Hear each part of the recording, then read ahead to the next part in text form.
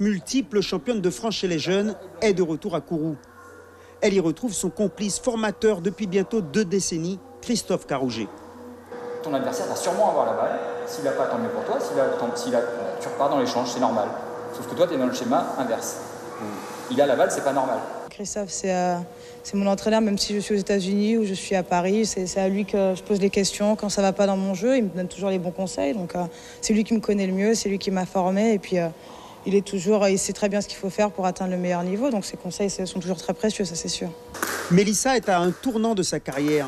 Après 4 ans passés aux États-Unis à l'université de Pennsylvanie, la Kouroussienne, diplôme en poche, est revenue dans l'Hexagone, à Créteil, le club qui l'a accueilli à 16 ans lors de son départ de Guyane. Cette fois, c'est décidé, Mélissa Alves change de monde. C'est se lancer sur le circuit individuel, en fait professionnel individuel, un peu comme au tennis, où on s'inscrit à des tournois et après il faut essayer d'aller le plus loin possible et essayer d'en faire son métier. Donc pour en faire son métier, il faut faire partie des meilleurs. Dès son retour, elle a retrouvé l'équipe de France, avec laquelle elle est devenue vice-championne d'Europe par équipe en Pologne au mois de mai. Ça fait 2 fois qu'on est vice-championne, enfin que moi avec cette équipe-là en tout cas on finit vice-championne d'Europe. Donc c'est un beau titre, on perd contre les Anglaises en finale.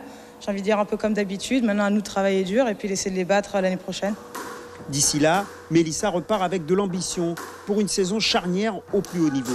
Elle commence fin août avec les championnats d'Europe individuels et ensuite les championnats du monde en septembre en Chine avec l'équipe de France cette fois-ci et essayer d'aller décrocher les médailles. Elles l'ont fait il y a 2 ans, donc à nous d'essayer de faire la même chose.